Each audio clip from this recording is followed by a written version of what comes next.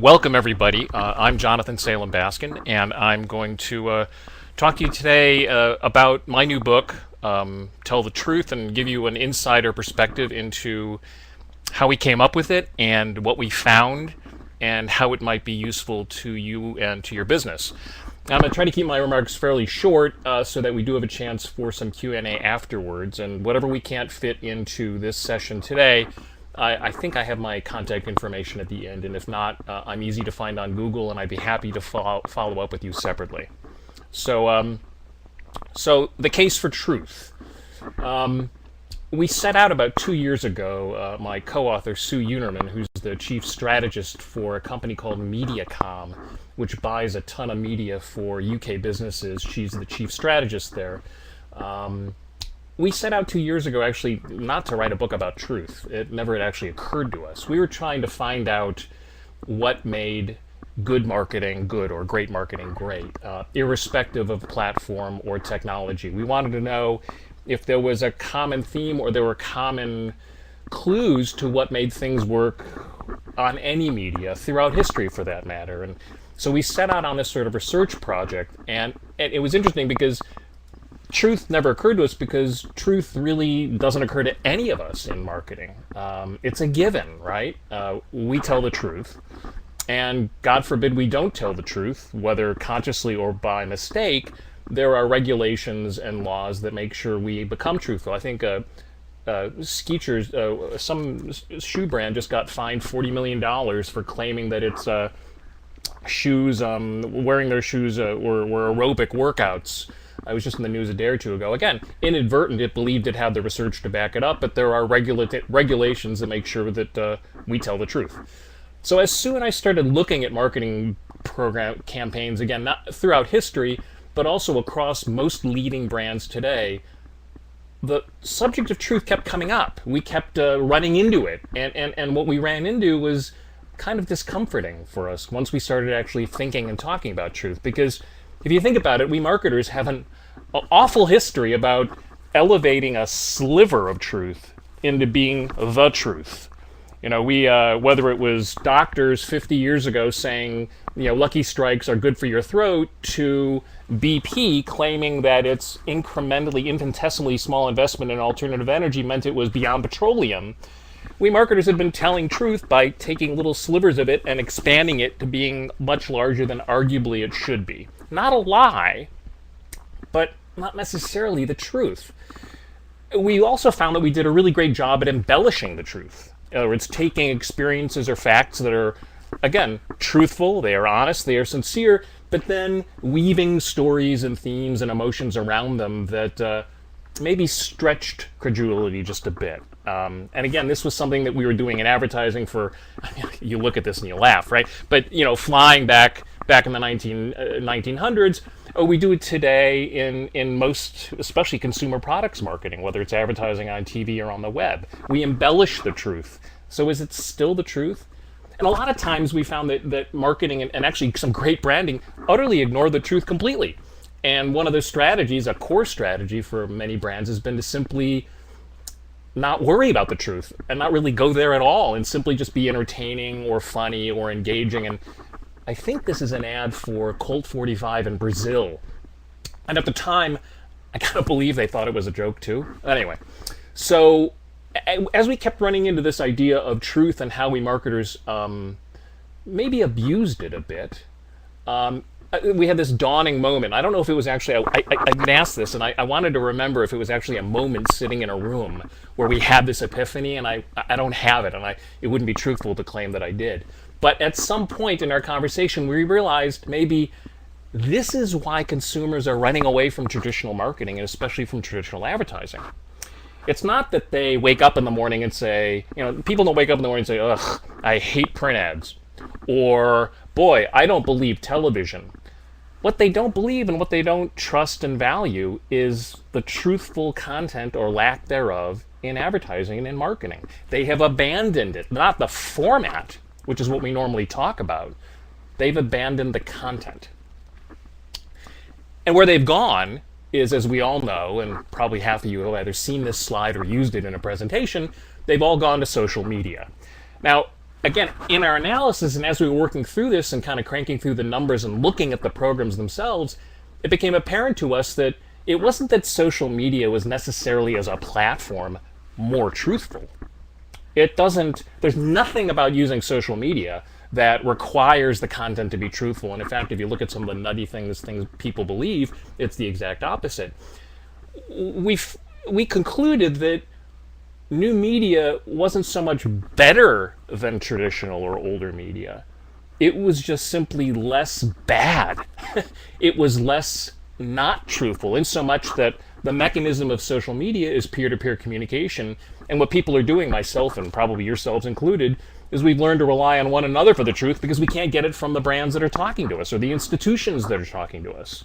So we're relying on one another, sometimes anonymously. That is an imperfect solution to a real problem, which is how do brands talk to consumers in 2012 and going forward?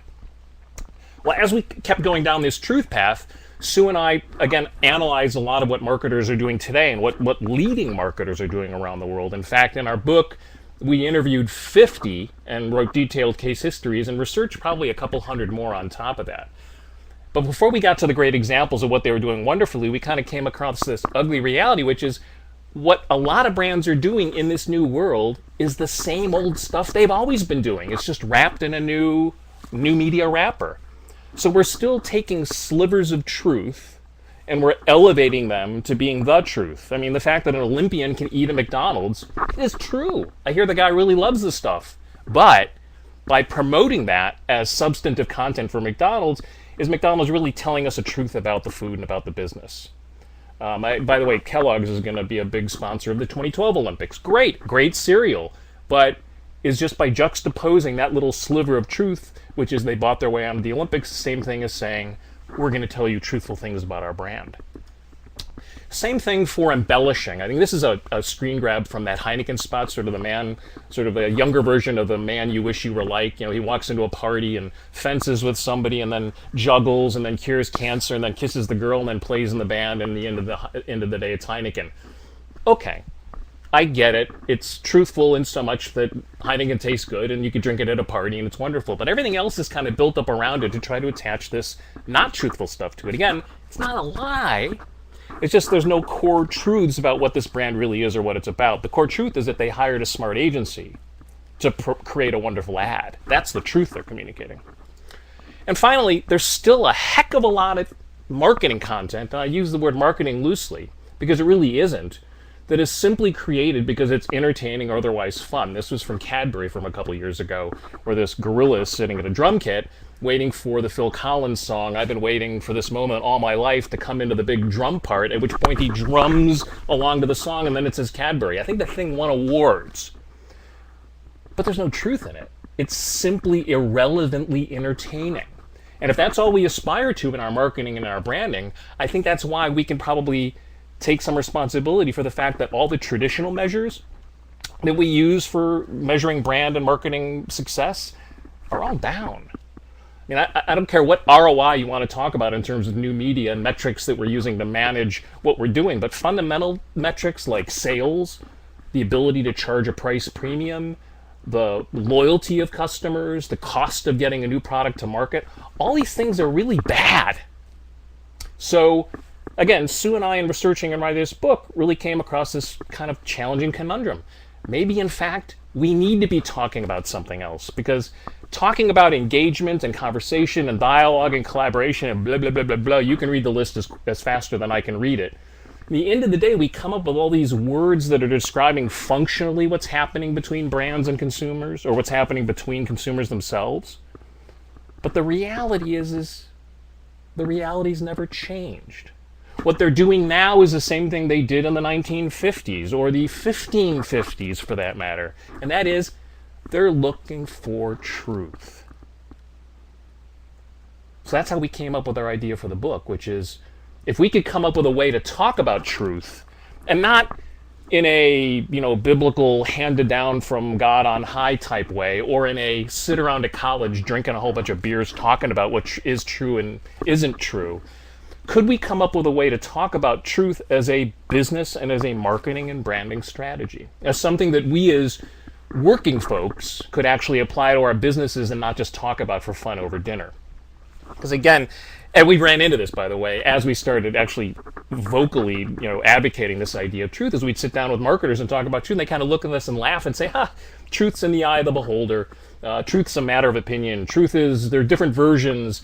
And we thought to ourselves, gosh, how is something that is so clear and simple to us in our real lives, when we're actually just being human beings, so complicated and vague when we put on our hats in business? Maybe there's a way to bridge that gap and talk about truth in a sort of very explicit and business relevant way. We came up with two conclusions about it. First, when we're talking about truth, we're not necessarily saying you have to simply be transparent. Transparency is one of those funny cover words, one of those mealy-mouthed words that is a stand-in for what's really supposed to be happening. Because you can be transparently dishonest. You could be transparently wrong. For that matter, honesty is the same way too. You can be honestly mistaken. The whole point about truth in marketing and in brands is not so much telling the world that, Coke is colored water or Scotch whiskey is simply just Scotch whiskey, because I'm going to let you in on a secret. Consumers already know that. They already know the truth. Truth in marketing and in branding means acknowledging what your business does and figuring out smart, creative ways to communicate that to the public instead of trying to attach things to it that arguably aren't related or aren't sustainable. So point one for truth in marketing and truth in branding is simply acknowledge what your business does and stop trying to deny it or pretend it's something it's not. The second thing is this idea of honesty, which is, and this is a great screen grab from that movie, The Invention of Lying.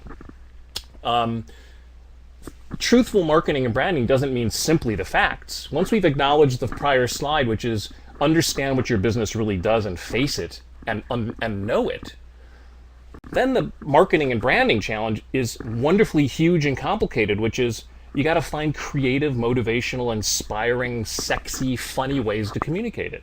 All those tools are not a stand-in for the truth. They are what enable you to deliver it, so that ultimately your goal is to have a truth-based relationship with your customers. I'll give you a quick example. Southwest Airlines arguably isn't the greatest airline in the world. Not that I know what would qualify an airline to be the greatest, but the service isn't necessarily always consistent. They run into thunderstorms just as much as any other airline. They don't have reserved seating, so it's a bit of a cattle call when you get on, blah, blah, blah, blah, blah. There are any number of reasons to argue that it isn't a perfect airline. What it is, though, is a wonderfully truthful airline, because guess what? We all know the facts.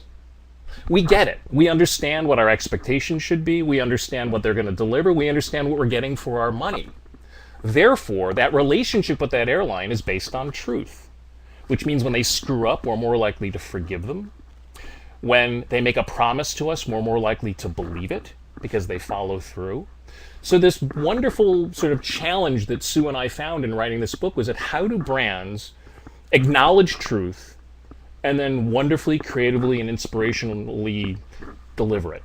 And that's what the book is about. And what I want to do is give you a quick insight into the 8 factors that go into that. 4 of them, by the way, have to do with how great brands develop content. And the other 4 have to do with how and where they deliver it. So I want to really breeze through these examples for you because I've already gone about 13 minutes and I want to keep this short so we can talk. But I'm going to give you these examples, okay? So first, this is our brand truth project. So first on content. The first point we found is sort of the 800-pound gorilla that is, again, obvious to us as real people. We just forget it when we go to work, which is you got to acknowledge reality. Your brand has to acknowledge the reality within your customers live. The example we use in the book, the detailed example, was with 24-Hour Fitness, and we recount the story of how they were sitting around in the boardroom one day, the executive committee, and they were talking about this fact that something like 70% of people who join gyms resign or quit within 6 months or a year. And somebody in the room, I think it was the CEO, said, why do we tolerate this? Why are we running branding and marketing that says, come to the gym and you'll be perfect, whether they say that exactly, when we know, in fact, that 2/3 of the folks are going to bag out? I mean, what other business could survive with that level of churn? So what 24-Hour Fitness came up with was a strategy to say, guess what? This is a joint project. Again, these are my words, not the actual words of the campaign. But it was, You're not going to become perfect when you join this gym, although this image might tell you otherwise. It's a mutual project. We'll let you know what you have to do. We'll provide you the services and we'll support you. But then it's also up to you, almost like there's a quid pro quo. It was the exact opposite of that late night television ad that says buy the hip whatever genuflector and use it for 30 seconds a day and you'll look like me and this guy or this gal's perfect. It was acknowledging the 800-pound gorilla. It's something Steve Jobs did when he announced the replacement to Mobile Me when he came out with iCloud before he passed away. He said, guess what, guys? I know Mobile Me wasn't perfect. They had a lot of problems, and we tried to fix them. Now imagine if Microsoft had done that when it came out with Windows 7 and said, guess what? We know that Vista sucked, and we're sorry. And here's what we're doing differently and better. So think about right now for your brand and your business, what is that 800-pound gorilla that you think you're going to work your way around? And again, it could be a good thing. It doesn't have to be a bad thing. But the thing that you think you're going to work around or ignore, but that everybody who consumes your communication already knows. And it's already sitting right there, but you're just not addressing it. What Sue and I found is if you don't acknowledge it, at least indirectly, whatever you're saying is less truthful. Might be funny as heck, but it's going to be less truthful. Point number 2 is deliver real change. How many of you have probably, I can answer the question, a lot of you have probably commented or posted on stories online. I know I have. That's not really engagement, is it? It's really just sort of throwing words out into the ether that don't really matter.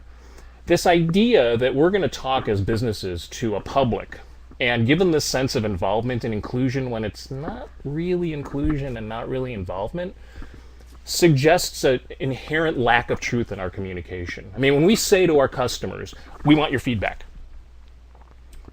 we have to mean it, don't we? And that feedback can't just be, well, I want your feedback on my marketing program that's asking for your feedback. It's a wonderful sort of circular logic thing is, my branding is to find out what you think about my branding. It's ludicrous. Sue and I found that one of the key tools to developing content that was truthful was actually acknowledging what people are able and willing to do and giving them truly meaningful ways to do it. So unlike Fiat, which a couple of years ago actually had a crowdsourced campaign to design a car in Brazil. Now, how many of you would actually want to drive that car? And I wonder how many people actually heard that campaign and thought, that might be fun to tell them what I think the interior should be, but wait a minute. I'm actually not qualified to design a car. That's what they're supposed to do. How about instead doing something like The Guardian is doing in the UK? Guardian's, I think, a liberal-leaning newspaper, daily newspaper. And what they've come up with is instead of simply offering readers the chance to post comments after columns, after articles, which is usually the list of either you're brilliant or you suck, back and forth, back and forth, and back and forth, they're actually involving their readers in a crowdsourcing program to identify and research stories. So they will actually post a list of stories they're working on and ask people for their contributions to it. If you know something about it, if you're an expert in this area, please get involved. And oh, by the way, if you're not, don't. Get involved in a real way that you know yourself you can contribute to, and therefore let's truly collaborate in building this content and sharing this experience. That is such a far cry from how most brands today use this wonderfully immense tool of interaction digitally and online. But think of the power of truth if you actually ask people for opinions they're qualified to have and that you'll actually use to do something, other than use them to build more marketing. The third point was this idea, and it's sort of a little one, but it's big at the same time. And that was this idea, and I know you've done it, I've done it. We've talked about our branding or marketing challenge as the need to educate consumers. We are going to tell them that X is Y or that up is down, and it's just a question of we're going to convince them and tell them this, and we're going to, make this case. And how are we doing on educating consumers? Well, what Sue and I found is good luck with that. It doesn't work that way, and truth doesn't work that way. We as human beings know truth almost instantaneously. Matter of fact, if you had to come up with the last 5 things that you heard that you had to determine whether they were true or false, you knew about it almost as soon as you heard it or saw it. Again, we as human beings have this built-in capacity to discern truth immediately. And it's only when we get to work where we think we can actually craft these extended day, week, month, year-long campaigns to change the way people think. It's not impossible, but it's certainly a crummy way to base on which to base your business strategy. What we found in our research of, again, how content is developed by successful brands is that they actually deliver a lot of little truths. And the way you get to a big truth is a bunch of little truths that are all standalone truthful. So this, for instance, which is a hilarious one, I happen to love it, is the Tums commercials. I'm sure you've seen them where the food slaps the people, and this guy, picks up the spicy chicken wing at the game. Before he can get his mouth, it slaps him silly. And then the punchline is something like, fight back. When your food fights you, fight you back. I get it. I don't have to decipher it. I don't have to deconstruct it. I don't have to get the joke. I get it. I understand it. And it enables me then to understand what they're telling me next. So they've taken me on a little bit of a journey in that 30-second spot. And it works. Now think how much time, maybe, and effort and money you spend trying to weave really complicated, long arguments, long, extended debates about things, and whether or not they really get to where you want to go, versus maybe re-envisioning them as short sets of little one-off truths that you can slowly get people to accept and understand. The final thing on content was this idea of collaboration and co-announcing. This is Greenworks is a line of environmentally responsible solvents from Clorox, which, as you know, loves the planet. And they came up with this line, and this arguably is a great line of products. They're actually sincerely, meaningfully better for the planet.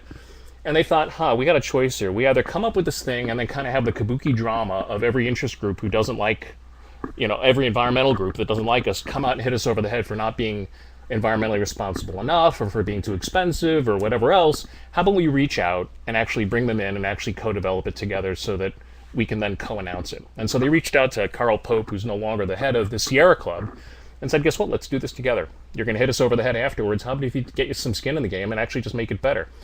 What they ended up doing is developing this line. They actually agreed to share in the profits, and when they announced it together. So it wasn't brand X, or in this case Clorox, saying, we've developed this environmental thing, and then let all the sort of Greek chorus of people say, well, it isn't, or not enough, or whatever. They announced it together. Now, people still attack them, of course, but this idea of developing your content in a vacuum and presuming that whatever you say is believable. Again, what Sue and I found is that nothing you say is believable. It doesn't matter. You could be the most wholly perfect brand name in existence, and what you say is still not believable. You need partners, and those partners need to be front-loaded into how you announce things and how you develop things, not after the fact. This doesn't mean bringing in a set of bloggers and buying them a keg and getting them to write favorably about what you're talking about. This means actually truthfully involving other communities in what you do and then how you announce it, so that it truly is a collaborative co-announcement. Again, it's very different than what most brands do today. Now, in context, really quick, and again, I apologize for breezing through these, but I want to talk. One of the contextual facts of consumption today is customization. And the case we talk about here is Roomba, which is a robot vacuum cleaner. And what happened a while back is that some enterprising hackers ripped it open and reprogrammed these little robot things so that they played soccer, or that they had those death matches with the flamethrowers and the hatchets, and they kind of had robot death matches. And about the same time, Microsoft had a couple hackers crack the code on their Xbox 360 consoles and reprogram them to do things like control the lights in people's homes and do other things. And very interesting telling responses from these two brands. Microsoft did the sort of typical thing, which is, tell people to, cease and desist. You're not allowed to open up the box. And, oh, by the way, you voided your warranty. What Roomba did was publish the schematics and said, go to it. What else can you do with it? And we think that Roomba acknowledged this idea of the context of consumer experience is not intimacy with the brand. It's actually using a thing. It's actually using a service or a product right in front of them. When we say customers own brands, they don't. It's silly. They own things. They don't own an idea. They own a thing. And once that you bought a Roomba, or you bought a 360, or you bought a jar of bottle of shampoo, they belong to you. You own them. So how can we as brand marketers acknowledge that customization and that ownership and support that experience, so that we're not marketing to this ideal of what the brand's supposed to be, but we're supporting the way people use their brands. Speaking of violating warranties, I guarantee you that each of you has a process of how you prepare yourself to go to bed. Once you've decided you're going to go to bed to the point your head hits the pillow, you use a particular lotion, you do a shampoo, you do things in a particular order. I can also guarantee you that you violate the way those things are supposed to be used, or you presume they do things that maybe they never claimed they would do. Our challenge as brand marketers is to acknowledge that context of experience and speak to that versus trying to get people to be aware of the context we want them to think about. Acknowledge how people really use these things. Be close to home, be close to what people care about. Another contextual point is this idea of a truth turning point. This is a Wayne Rooney, who's a nut job footballer in the Premiership League in the UK. And quick story here is that he announced to the world that he was looking to leave Manchester United a couple years ago. And the coach of the team, who never talks to the public, came out and said, in a very sincere, direct way, I didn't know this was coming. I don't know what to say. I'd love for him to stay, but I can't keep him. It hurts me. And a couple days later, they actually reached a deal, and he stayed.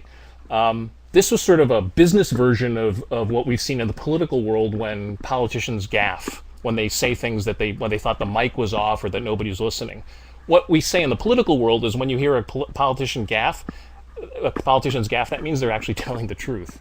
They're actually saying what they really think. And in the business world, when we have these moments where somebody makes a claim that, or a statement that doesn't seem scripted, or that again addresses a very human, real thing, right away those moments are true. So Sue and I started looking for businesses that are able to identify those moments proactively. Doesn't have to be bad news. It can be good news.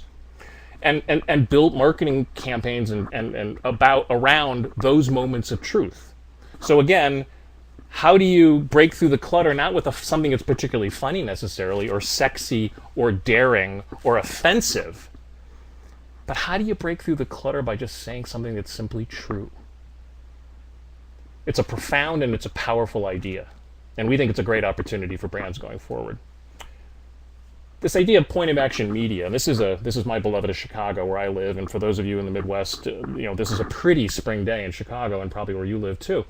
What Stovetop Stuffing did a couple years ago was, instead of trying to make the case for it being better, smarter, healthier, whatever the brand promises were, they wanted to do something for Chicago commuters, so they decided to heat bus stops.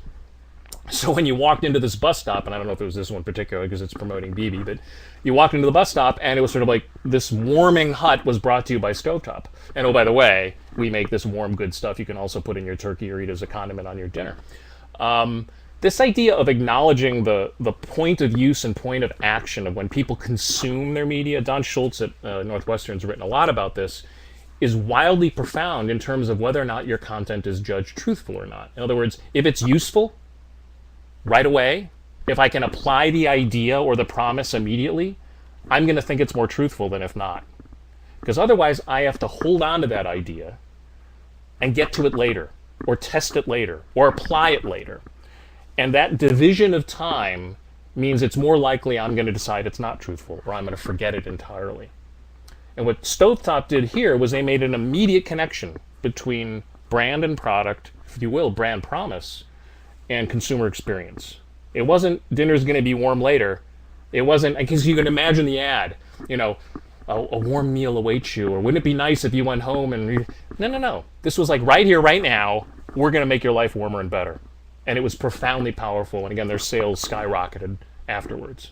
So think of that in terms of contextual experience of your branding and your marketing.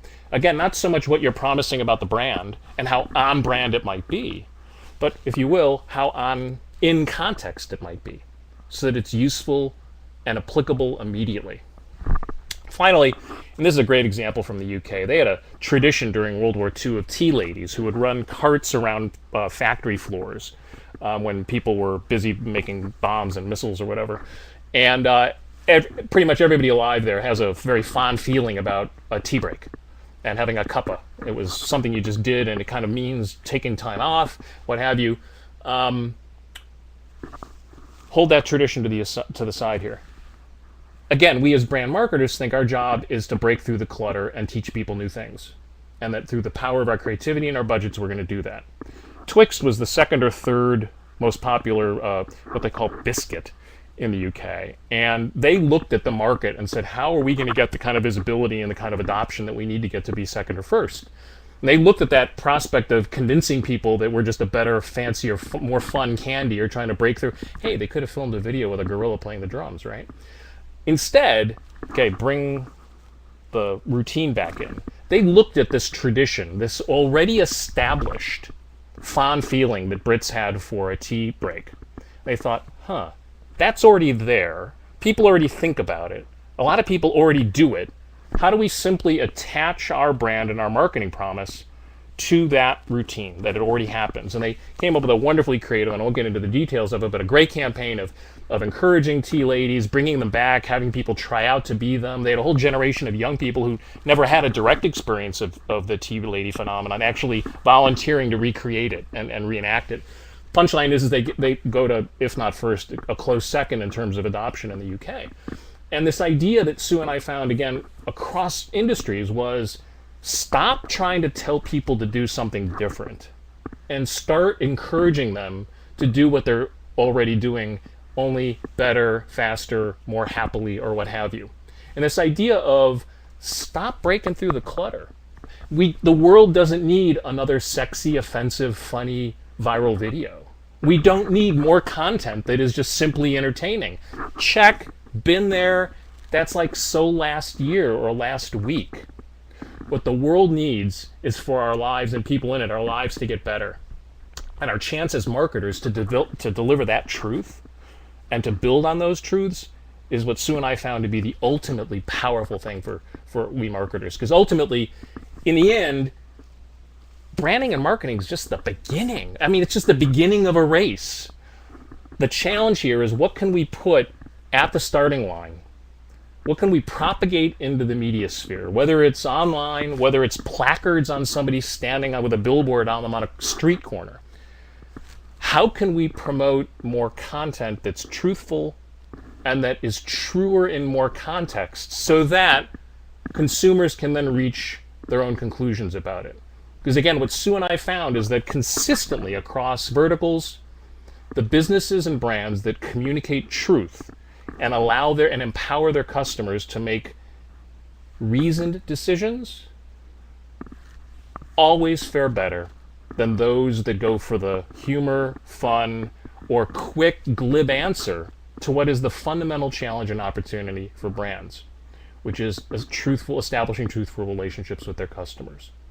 Again, our book has 50 detailed case histories of how these 8 qualities are delivered, and underneath them we have probably a half dozen each other business examples along with broad business examples in each chapter. And we also developed a checklist in every chapter of literally how do you apply these ideas to work, because in the end we want more businesses talking about truth as a business strategy, not just as an absolute good or as a given. And we think this is the key to making all your channels work. Now with that, I'm done. So I'm happy to open up to the group, and if you have any questions again now or later, I'm happy to, oh there, look, I did that. So that's my phone number and my email and my Twitter handle if you want to get a hold of me. But I'm happy to entertain questions now if you have them, or otherwise we can go back to our day jobs. Thank you.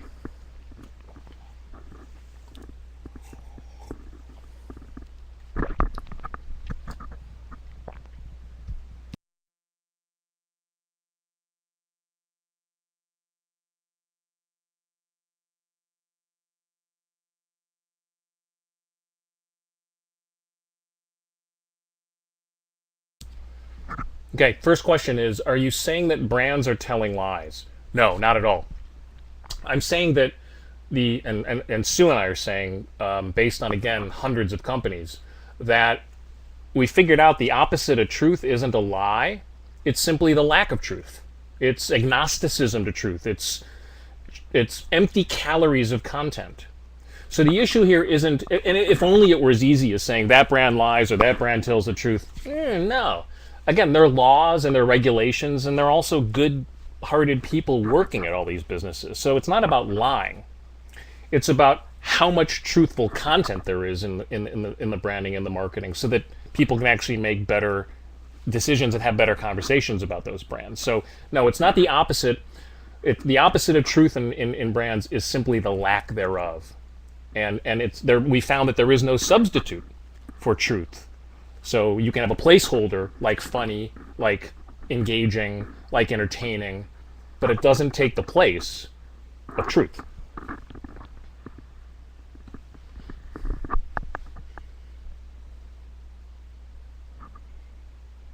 Oh, thank you.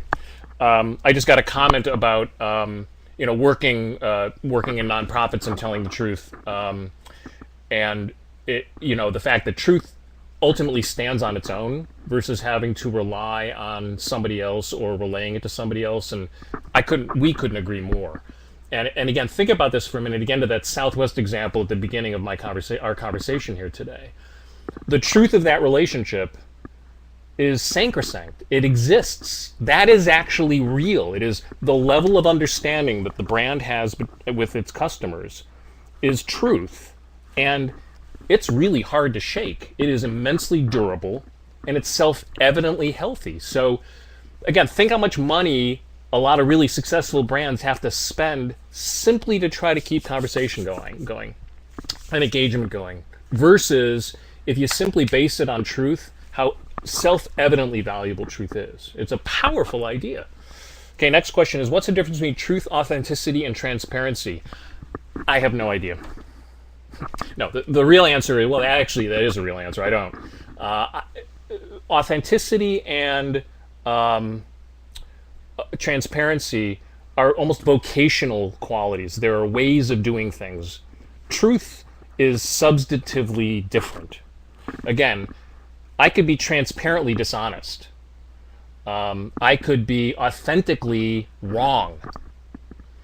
And I think when we talk as marketers about trying to be more authentic or more transparent, I suspect we're avoiding the ultimate challenge and the ultimate opportunity, which is the truths that underline our business operation and how we choose to communicate them.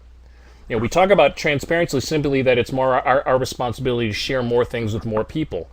Well, that's foolish. That's not actually true. And in the entertainment world, we're finding, in fact, that people are asking stars who've been tweeting 20 times a day to stop tweeting so much because they actually don't want to know that much. Ultimately, I love breakfast sausage, and I really, really, really don't want to know the transparent facts about what goes into it necessarily. But I certainly want to know the truth about the brand and the business. So truth is different from transparency and authenticity, in our opinion. Let's see. Yes, another sort of comment here about how it's our approach to truth is applicable across verticals versus being specific to one. Absolutely. Where it gets kind of interesting and funny and challenging and sometimes dicey is how do you get at the truth of a toothpaste brand versus the truth of a luxury car brand. They are such fundamentally different products with so many different things going into them. They are very different challenges, but you're right. The substantive sort of commonality is what's the truth behind any brand? What's the truth behind any business? And are they building and basing their customer relationships on that? Okay, question. Isn't the entire premise of conversational media that brands and consumers share info, isn't that truthful? Sure. It's opinionful. And it's truthful in so much that there's a physical reality that one is asking the other for comment back and forth. But in terms of getting at the truth, again, I get back to this idea where, Sam Adams had a social campaign where they asked people at South by Southwest to embark on a conversation to pick up the next flavor of the beer that they were going to brew in some micro batch. And I forget what they came up with. It wasn't anything disgusting like Brussels sprouts beer, but it was whatever they came up with. That's a marketing campaign. That's not an actual conversation about something that actually matters. That's simply a thing with a beginning and an end, and arguably it's a glorified ad. Versus a conversation, again, the conversations that are already going on P2P between people, which, and I'm making this up because I don't know if this is the instance for Sam Adams particularly, and again, I happen to drink Sam Adams, I love it. But are they really talking about beer flavors? Is that really what matters? Is that getting at the truth of the brand? I don't think so. I think they're talking about a lot of other things, from ingredients to where they're retailed to who's drinking it and why. There's so much depth to the truth about people's relationship with the products they buy, whether it's beer or toothpaste or cars, that's simply just having a conversation and using a social tool to propagate content. I mean, again, get millions of people to look at your video of a gorilla playing the drums and have opinions about it. It's not really it's a conversation, but it's not truthful. Let's see, question here. Okay, got a quick final question and then I'm going to wrap up.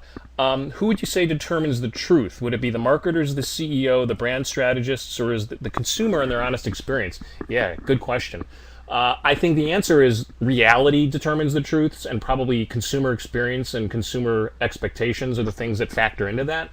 But I do think the immense opportunity, and it's a great spot to end, is for we marketers to stop griping about not being at the C-suite and not being taken seriously when we're busy wasting all this time talking about brands as being emotions and firings of brains and whatever. How about if we marketers became actually the advocates and protectors of truth? How about if we were the ones who actually went into the room and said, guess what? Our cologne, our face lotion actually doesn't technically make people younger. So we probably shouldn't claim that. We can work around it, we can talk about other things it empowers, but ultimately it's not true. Or, hey, oil company, we actually don't preserve the environment any way, shape, or form compared to how much we despoil it. Let's just be factual about this and figure out ways to communicate that more passionately and more meaningfully so people understand the truth. I think the opportunity for us, whether we're an agency or whether we're in-house, is for marketers to stop being advocates for the brand and start being advocates for truth, and see how that gets reflected not only in the marketing, but also in the operations of the business. Okay, and with that, thank you very much. Again, if you want to contact me afterwards, please do. And again, kudos and thanks to Brand Square for allowing me to chat with you today, and I appreciate the feedback. So thank you very much, and have a great day.